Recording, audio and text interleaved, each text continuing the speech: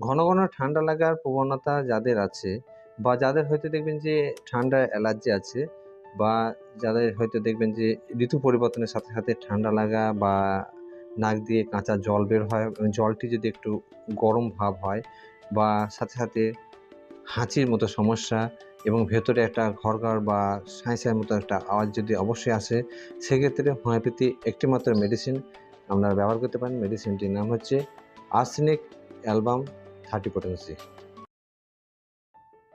Arsenic album 30 potency এই homeopathy মেডিসিনটা আপনারা ব্যবহার করতে হবে যাদের হয়তো প্রচণ্ড নাক দিয়ে জল আসা বা হাঁচি বা ঠান্ডা ভেতরে ঘড়ঘড় সমস্যা আছে। তাদের ক্ষেত্রে যদি বেশি সমস্যা থাকে, সেক্ষেত্রে আপনারা এই মেডিসিনটিকে 2 ফোঁটা করে সামান্য একটু জলে মিশিয়ে দিনে 3 বার আপনারা অবশ্যই ব্যবহার করতে পারেন।